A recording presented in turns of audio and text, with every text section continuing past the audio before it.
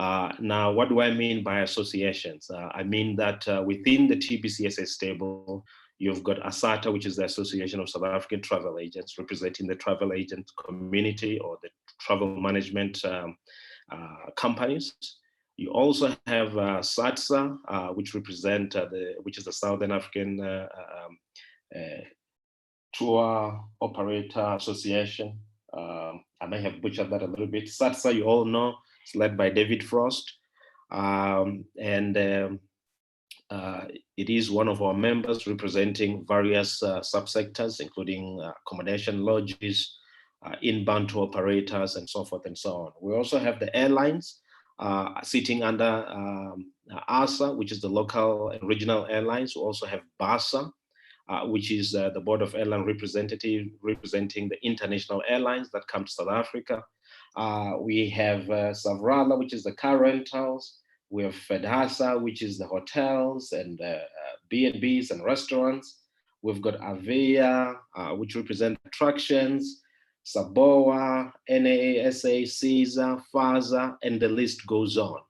So we represent a broad subsectors of the tourism industry through this association. We also have corporate association members, like the large hotel groups, some big tour operator companies that are also part of the TBCSA as corporate members.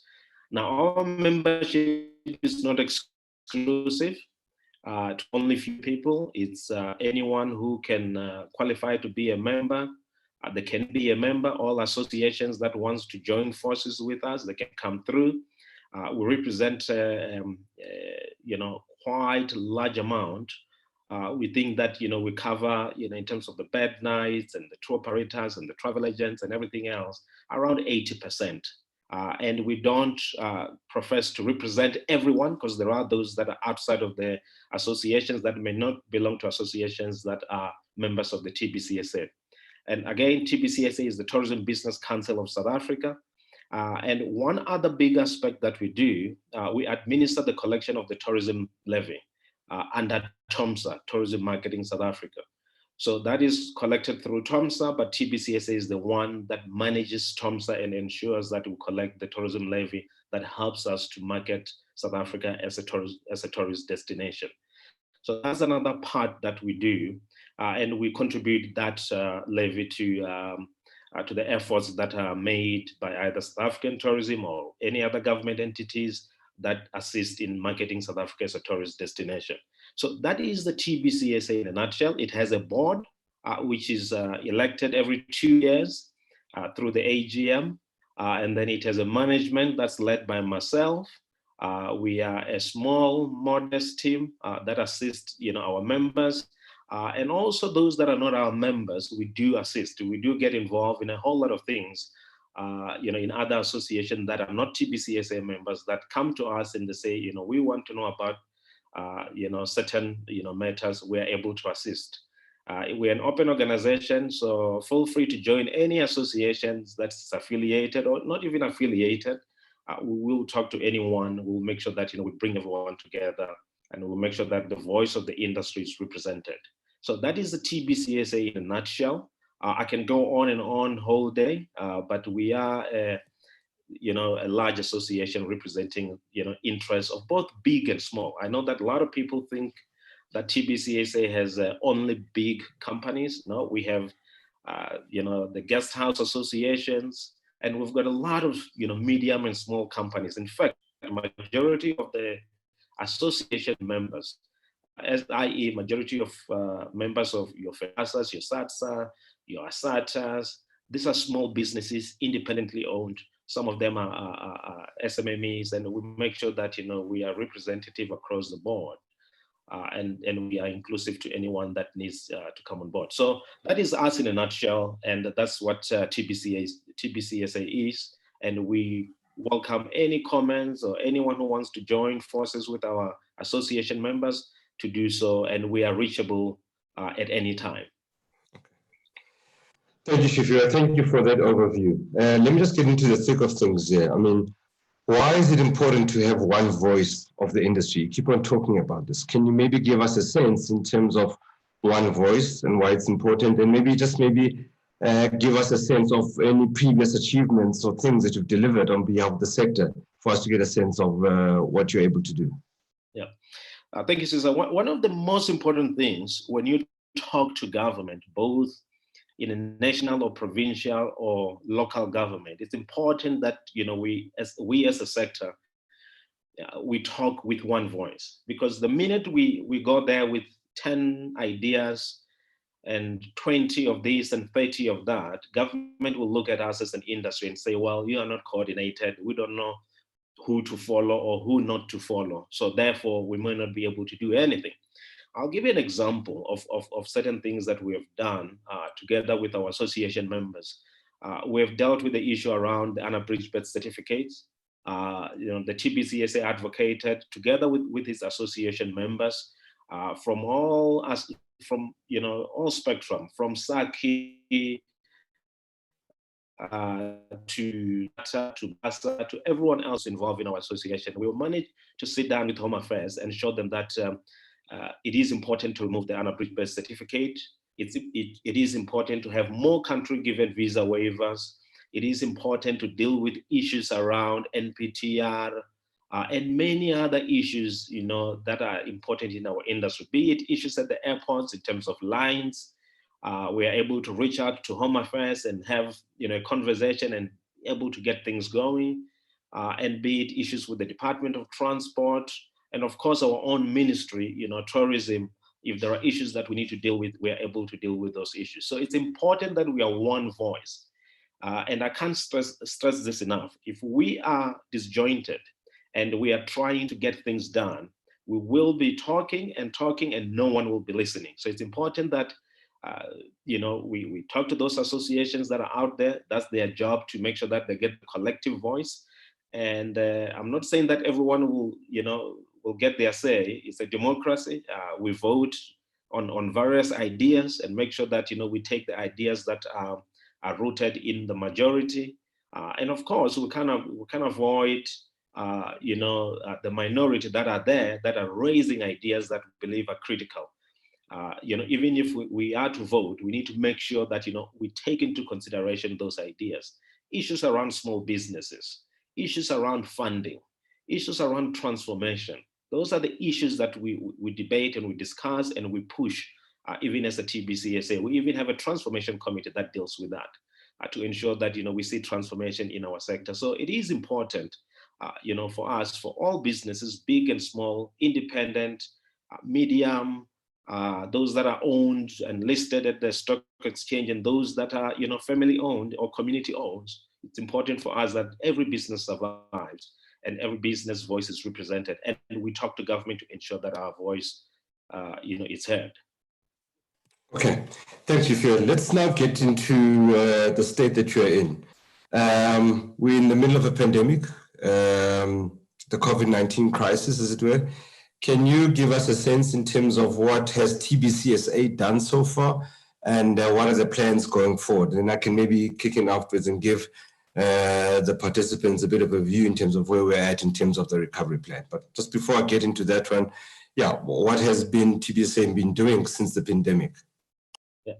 No, thank you, Cesar. So the first thing that we've been doing, you all remember that the pandemic or the outbreak or the COVID-19 started in China, in Wuhan. We all were watching, and we could see from the tourism point of view that there is an impact on the numbers of bookings that we see. This is what we call forward bookings. So we started to get into gear. And when the first case was discovered here in South Africa, and we sort of monitored the situation, we're still receiving international tourists and so forth and so on. And when we started to have a community transmission, this is when a lot of things started to change, where most of you will remember that we then sent out an email to say, we need to know where the tourists that are in the country, where are they situated, which provinces they are in, which lodges they are in.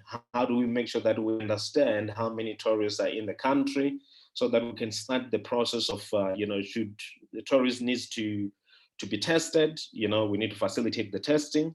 And we did so as the initial stages to make sure that we identify where the tourists are, we identify the establishments that were housing those tourists.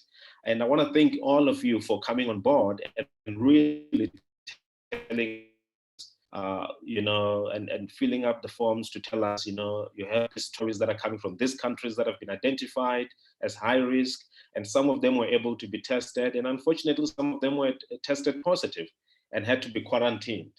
So the next phase from there was to make sure that we prepare ourselves for to identify quarantine facilities, as i.e. hotels or bed and breakfasts or lodges that can be used for quarantine purposes, government and also by ourselves to ensure that we are helping as a sector. So we did that by reaching out to all associations that have members that have facilities. We put together the list of those facilities. We have sent those lists of those facilities to government in case they want to use these facilities as quarantine hotels.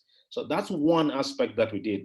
The next aspect that we did is that because we had tourists that were in the country, that were brought here by ourselves, we went and funded 3 places close to the airport where all the tourists that had been tested, they needed to be quarantined for 14 days. That could be those places could be used as a quarantine facilities. So we did that here in Johannesburg, in KZN, and also in Cape Town, and we made those facilities available. That was for the quarantine purposes.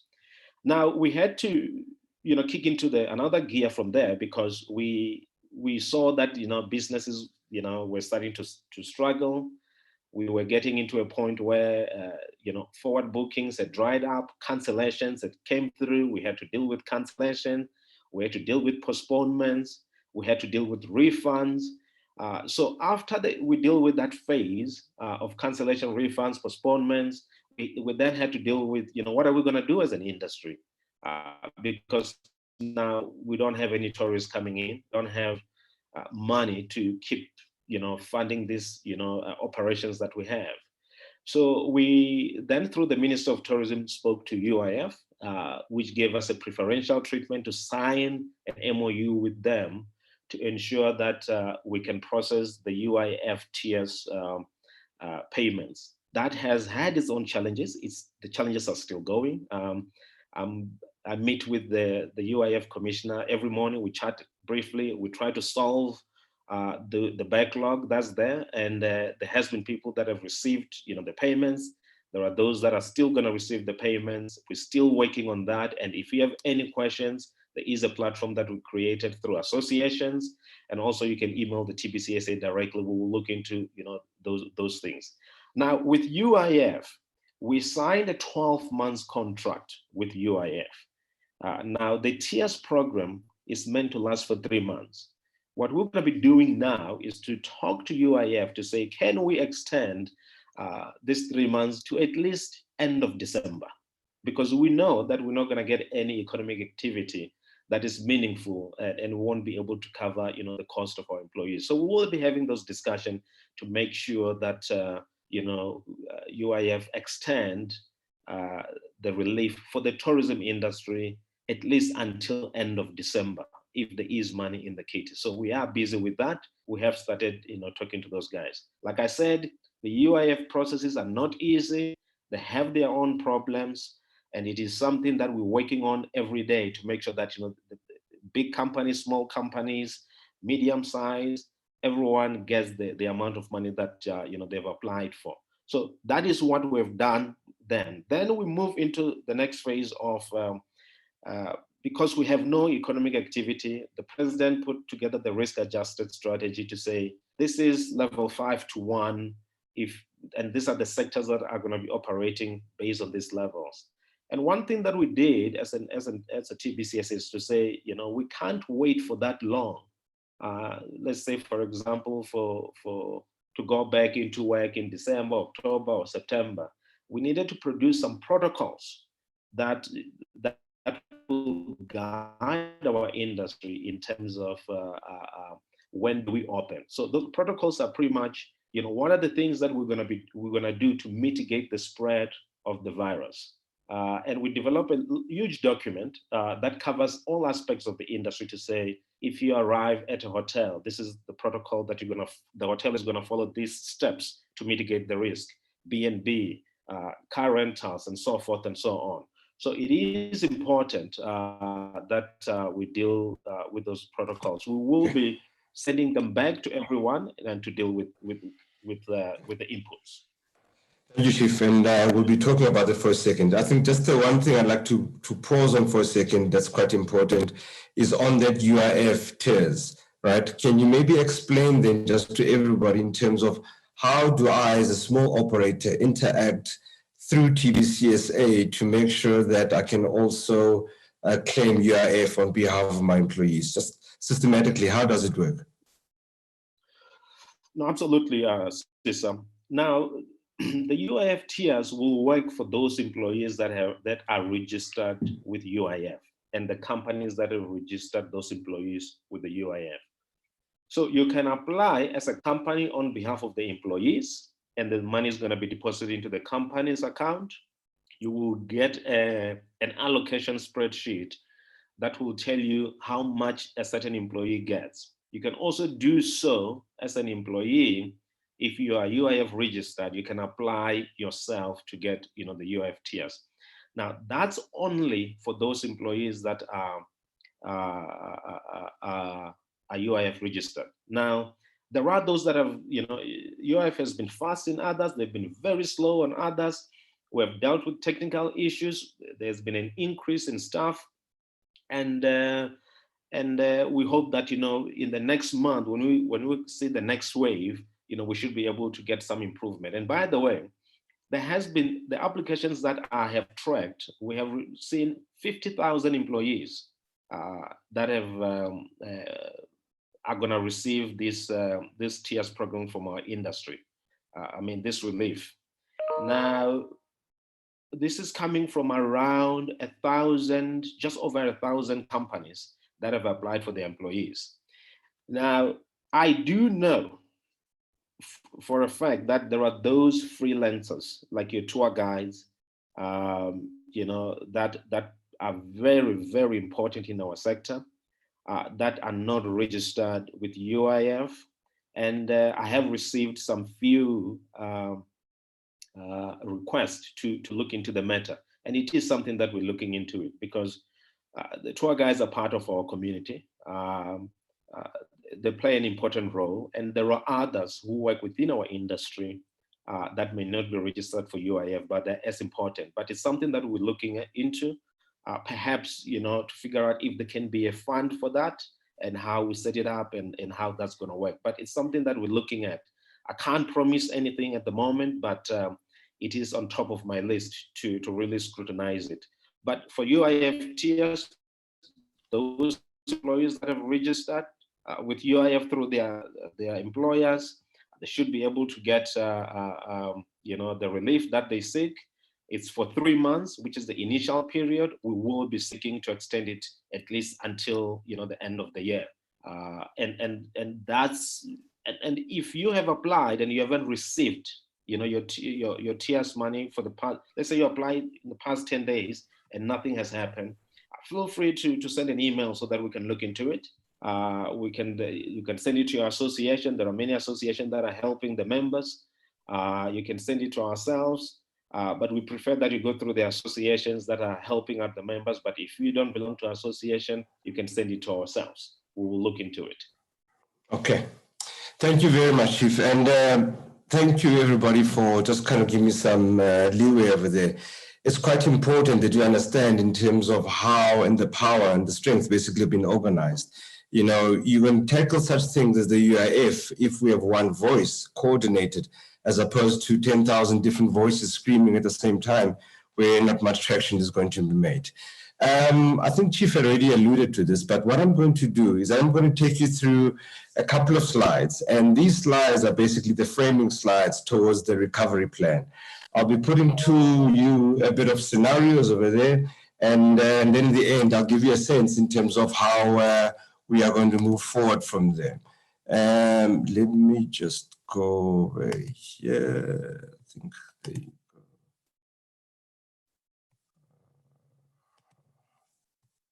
Just make this big. Sorry, there you go.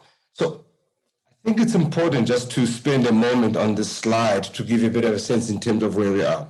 So on the left-hand side is where the country has its levels. We are at level 4 now. We were previously at level 5.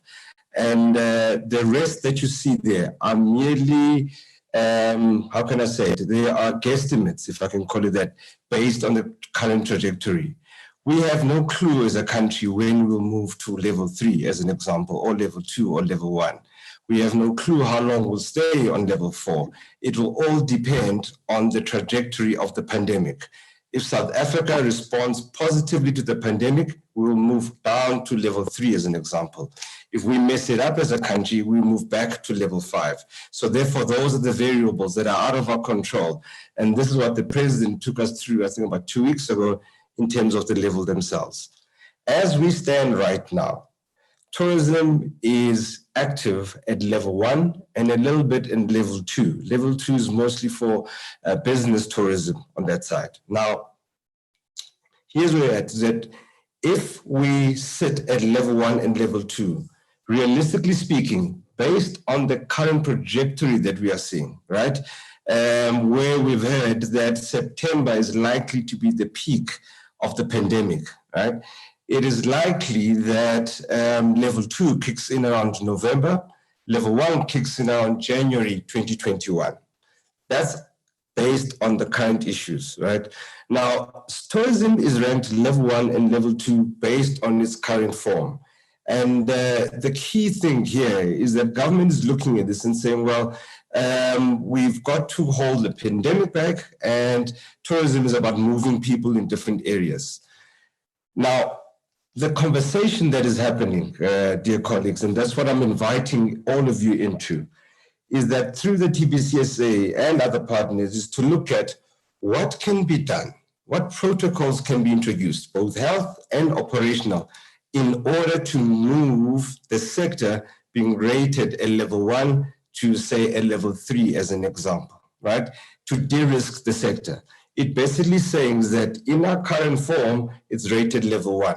However, if we introduce the following things, it therefore gets re-rated to a lesser risk and can move up the scale. What it does, it compresses the time between now and when the sector can operate again. And that's the current call out there. I've received many emails from all of you, a lot of texts from all of you, which I appreciate very much, that are making suggestions at what can be introduced. What we're just doing now is to have a formal process of actually getting those submissions. One, it can be done via your association, ultimately to TBCSA itself, right, which a lot of you have done, or you can send it to TBCSA directly, right? And for this one, TBCSA has agreed for members and non-members to be able to click on a link, submit all your details, and make your submission there. Now, the key thing here is that the sector is being rated on an aggregate as level 1. It means it includes everything over there. The next stage right now is to say to you, when you're submitting your submissions, we want to look at it at subsector level, right? So within the transport, as an example, that's a sector in itself, right? But the subsector of it, it could be public transport, car hire, et cetera, and each one has got a different weighted rating, or rather risk that's attached to it. So that's the first one, is to say we are looking for contributions, again, via TBCSA, who will collate all of these and then present them to government, which includes myself, by the way, another side, to say, well, these are the protocols that we want to introduce based from soliciting views from our members that can actually take us to the next level over there. What does a recovery look like in terms of the first scenarios that are coming through? Like with many other destinations around the world, it's going to be led by local, by domestic, then regional, then international. We don't know is the phases of each. Those phases will depend, A, on how South Africa responds to the pandemic itself. International, it'll depend on the international source markets, or rather target countries on how they respond to it as well. So as an example, if we had targeted the US as an example, as a key source market, right? We can get our ducks in a row on this side, all good and well. But if the US, as an example, messes up how they're handling the pandemic, they won't be able to travel anywhere in the world, because essentially they'll be causing a risk as to wherever it is that they're traveling in. I'm giving you a sense in terms of how fluid this is based on the scenarios of how South Africa responds, and also internationally our markets respond as well. So the first part of saying domestic is actually going to be split into two. The first part of domestic will really be about South Africans exploring, getting out of lockdown essentially, going down to the local park, visiting friends and relatives, VFR, not so much revenue generating for the sector, as there won't be much overnight stays. There won't be much in terms of any activities, et cetera, from the perspective. The transition point from phase 1 to phase 2 of the domestic sector is what we are saying, is that when these health protocols and operational protocols are put in place, that's assuming they're accepted by government, right? You'll then see a bit of a confidence, coming through in terms of the local traveler, who will be able to travel to destinations locally and be able to consume, can stay overnight, et cetera, et cetera. This is where it becomes important to look at tourism, not just at an aggregated global one, but to rather look at the subsectors themselves and say, well, what do each one and what level of risk do they pose, and how are we going to look at that one, right? Then you got phase 2 of domestic. Close to it will be the regional. Regional is looking at possibly SADC in this space, and these are all the land borders where people are able to drive through in their cars. It naturally becomes the next stage as well, and is in line with global practice of how the easing up cascades inside out into that sector as well there. Again, we have no clue as to what form or structure or even which countries will be able to allow to come into the country, and at one stage as well. Then phase 2, and I think the rest is kind of self-explanatory. What becomes key is probably on regional phase 2, where we start to look at international air arrivals outside of the country. We cannot assume that all the airlines that used to exist will exist still globally. Secondly, as well, is that we cannot assume that all airlines will resume with the exact same schedules that they had previously. So all of these have to be renegotiated again in order to link up the country with the rest of the world, as it were. Again, you want to link up with other countries that have also managed the crisis well, that don't pose a risk back into your country. And that's the difficult balance that we always have to be aware of all the time over there. Which other one? Sorry. And then also as well, looking at international, long haul, essentially, from outside of the continent itself. At some point in time, these protocols that are being touted, that will be, received from all of you, will suffice for domestic tourism. But at some point in time, they'll have to meet the rigor of a globally accepted standard, which is yet, by the way, has not been developed by any of the global tourism bodies, UNWTO or WTTC. But ultimately, I think those will have to be phased in and put in place from that perspective. Again, just to kind of reiterate here, the recovery is local first, inside out, looking again of opening up, because tourism cannot operate, as an example, when there's still a curfew in place, when there's still provincial borders in place. So those will be part and parcel of opening the sector up that allows for the activity to happen. I think I was speaking to Chris the other day, or rather listening to him speaking about the airline side. So when I think it's level 2, where airlines are allowed to operate, but can not operate outside of provinces. I mean, they have to stay within the provinces. I think the only flight he mentioned that is interprovincial is from Cape Town to George. All the others traverse across different provinces as well. So these are all the bits and pieces that have to be put together as we move through on that side. Now, I spoke a little bit about this, about the tourism value chain, the ability to look at it not as one big block, but rather as sub-blocks in there. And that's the important, that as you submit your submissions, we'd like to get it down as granular as possible. That says, well, I'm in transport, if you look at number 2, I'm in transportation, but I'm in rail transport. I'm in minibuses and specialized vehicles. I'm in car hire, as an example. If I'm in accommodation, surely a full service hotel is different from a backpacker lodge, from a campsite, from a caravan site, from a private rental, from a self-catering. Again, all of these need to be looked into it and say, well, actually, this one is got a level 2 rating, this one will have a level 5 rating, based again on the risk that potential is there, in terms of spreading the virus and everything else from the perspective. The other thing that I'd like to make you aware of is the country is now rated a level 4. That's at country level.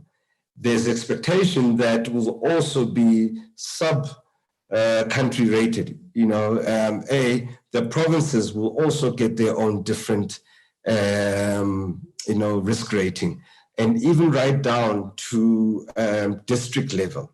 This is to ensure, again, that we identify as a country where the hotspots are at.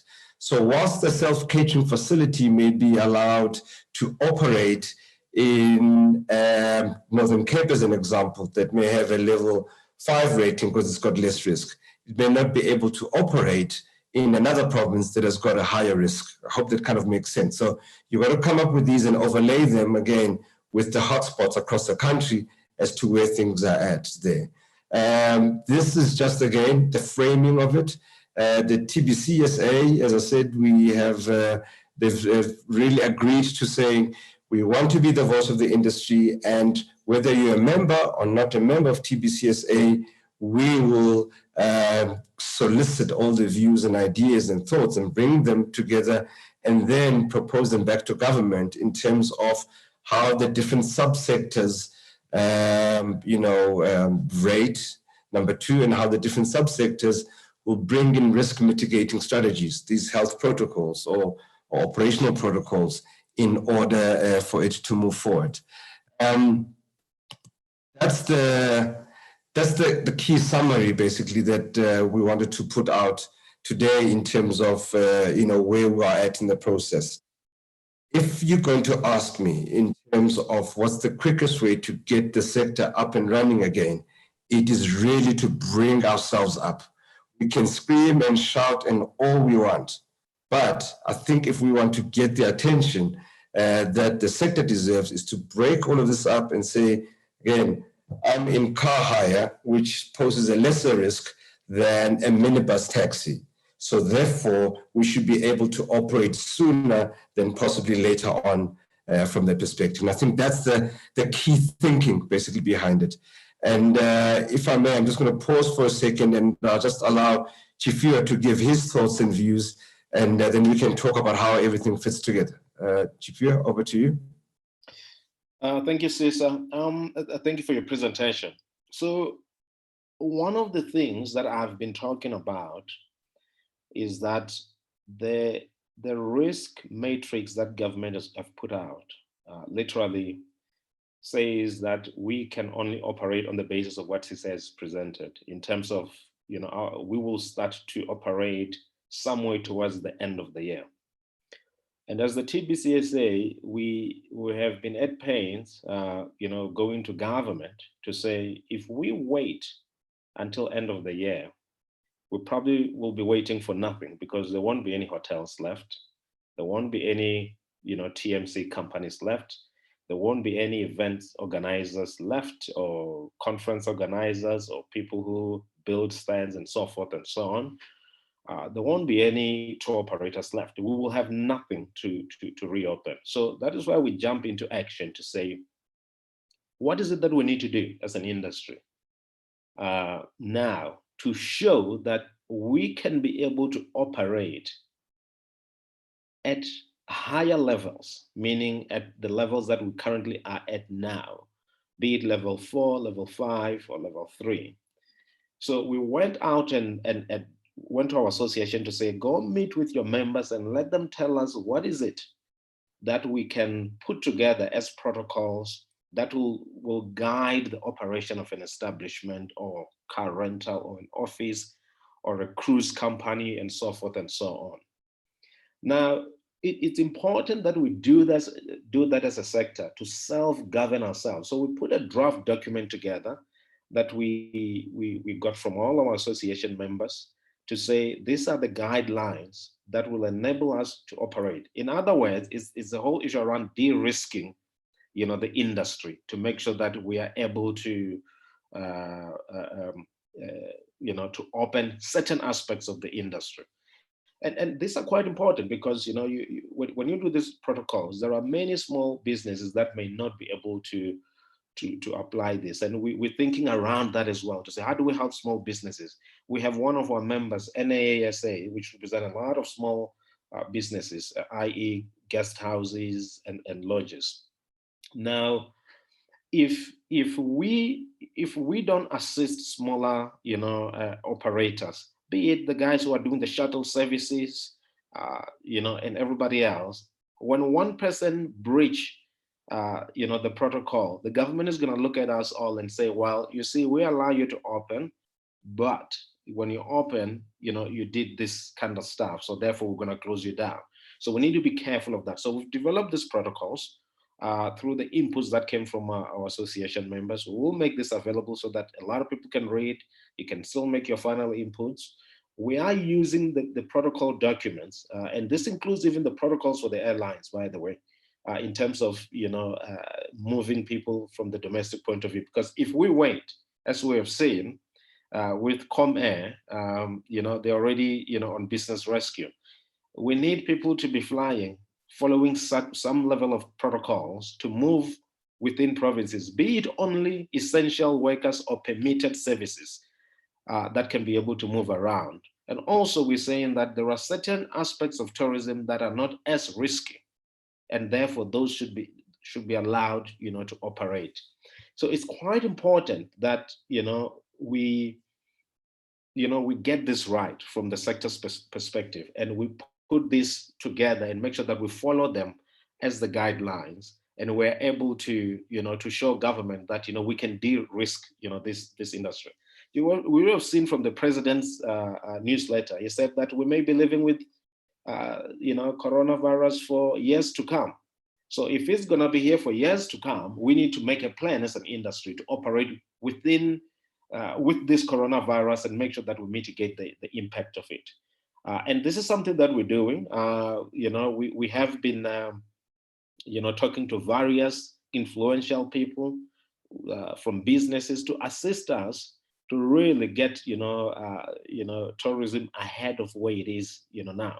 We want to start operating. We need to get some airlines starting to fly, be it domestic, be it point to point, and we need to make sure that we deal with it from the protocol point of view. That's one aspect that we're doing, and we're pushing that heavily now to make sure that certain aspects open. There's no reason why, from our minds, that we shouldn't have domestic air travel. There's no reason why certain provinces that have a lesser, impact, i.e. Limpopo, Northern Cape, Mpumalanga, why can't we have certain activities that are provincial, that are tourism related, happening? Because those provinces are not as impacted. And should they suffer the same, as, the big metros? We don't think so. We think that, we should allow certain activities to happen in Mpumalanga and Limpopo. If people want to get married in Limpopo, Mpumalanga, Northern Cape, should be able to rent a space. They should be able to get married, and the owners should be able to have some sort of a financial or economic activity going on in those provinces. So that is one thing that we say. Now, moving away from the protocols, we'll make this available. A lot of people participated. There were a lot of webinars that were hosted by various association members. I know Saki did some discussion with their members. The airlines did so. The tour operators did so. The accommodation providers did so, including the attractions themselves, to make sure that they can put together, we can put a rich document that we can present to government as a guideline for our sector. Now, moving from that to what Sisa was saying, the recovery. It's very important that we start thinking of how we're going to recover and where we're going to recover our market share. And what we have done as a TBCSA, we said all our association members will go and talk to their constituents, and they need to come back to the TBCSA with the recovery plan, which will then take all these plans and merge them into one document to present to government. Now, we do realize that there are people that don't belong to associations. I do know that, for example, I think I saw something from SATSA about the webinars that they're doing about recovery plan. There's something from FEDASA that's, I was told by the CEO that is happening. Psyche is working on something. It's important that, we work on this recovery, and then we come back with, a plan. And so is other associations that are involved that are working on recovery. So that's quite important that we come back with that. Those that are not part of the associations, we have said that, we need to open up. It's in time of crisis. We're not going to be sitting back and saying, we're not going to entertain because you're not a member of TBCSA. And of course, SAT will entertain those. But in order for us to do this in a structured way, we came up with a link where you can take a survey, you can share your thoughts. We'll take all those, analyze them, and make sure that they are, added into the larger document that we're working on. So that's quite important. But go to your association, talk about these things, talk to us directly, give us your thoughts on the survey. We should be able to come up with a recovery plan going forward. It's going to be an uphill battle in terms of recovery. Every other country in the world wants to recover from tourism perspective. And, for us, it may start from domestic front, but we want it as a TBCSA, we want this recovery to start now. We want certain aspects of tourism to be opened. And of course, we can't open if we don't have airlines flying up and down. We need airlines to get back and to start flying. And it's that important to make sure that we preserve the jobs that we have within the sector. If we don't go back to work now or in the near future, we are expecting a huge, job losses. So I just want you to know that, as the TBCSA, we are working very hard with the association members, to make sure that, we return to some level of economic activity. Regardless of whether you're a member of TBCSA or not, this is bigger. This is about the industry. This is about the survival of all of us. This is about the jobs that we support, 1.5 million jobs that are supported. This is about that job in the village and that job in that particular town and that job in that metro, small company, big company, independent, that adventure activity. It's about that. We're not doing this selfishly. We're doing this as we're working hard to ensure that, we return to some level of economic activity. And we won't stop until we return to some level of economic activity. Thank you, Chief, and thank you for that comprehensive overview. I think there you go, tourism colleagues and industry. One thing is very clear here. This is not going to be a top-down, government says so type of recovery, but it's really going to be built from the bottom up, right, in terms of making sure that all your voices heard. Here's a perfect opportunity, again, for all those that maybe either thought we're not being heard or not, belong to any association. Please make your submissions. It's open from now until Thursday, 14 May, midday. And TBCSA is going to be getting all of these and then present them back to government. Chifiwa, do maybe you want to give all the people listening in terms of what the next steps are next in terms of you've received the submissions, you've analyzed them, you'll have the health protocols. Who do you present them to?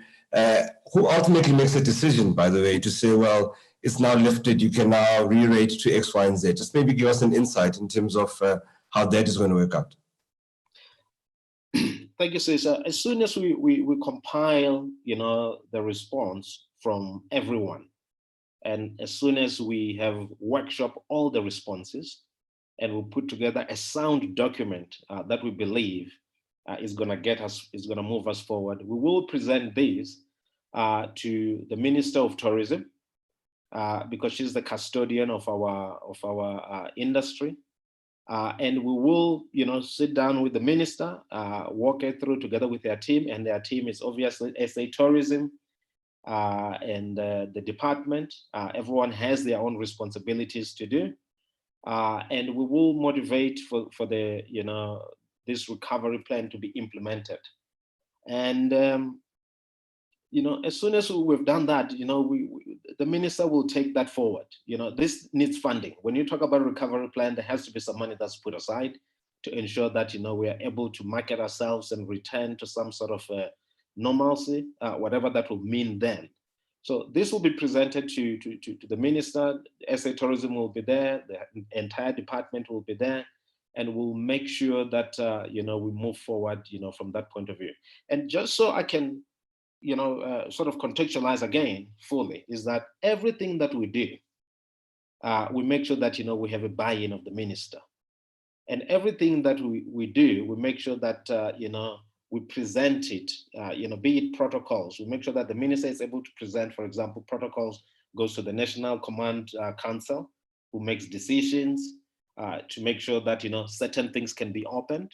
Of course, the issue around recovery will then go to the minister. She has to allocate budget for CISA to be able to operate and be able to implement these things so that we can start to see movements of tourists, be it business tourists or leisure tourists or those that are coming for conferences or exhibition. So it's to make sure that we are heard, to make sure that, we all participate and everything that we do will make its way to the right people and ensure that we get the right response moving forward. I think that's quite critical because majority would say that we don't know where these things goes. They go all the way up.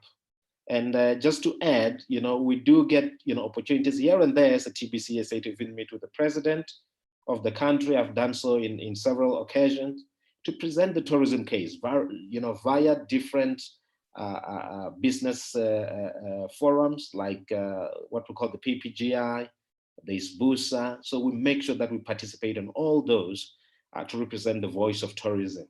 So we are working hard. We are making sure that we return to some normalcy. Recovery plan will be good, and it will lead us into, a place where we can work as a joint cooperation between ourselves as TBCSA and government via the SAT to make sure that, when we do those marketings, we're able to get more tourists coming into the country. Okay. Thank you, Chief, and thank you very much for the interaction there. Just to kind of pull all these pieces together, the key focus right now is on about de-risking the sector from the current level 1 and to actually move up. Because by moving up, you get closer to the ability to open. I think that's the key focus thing. And it's a right now issue. I've put up the ways to actually link and to contribute and submit your proposals over there. This is what TBCSA will be working on quite deeply with. And then once they review, they'll present these to government in terms of here's the ultimate view of how the sector will be de-risking itself, and please move up a level. Once that is done, then parts of the sector will start to operate in different environments based on the assessment that is there from the perspective there.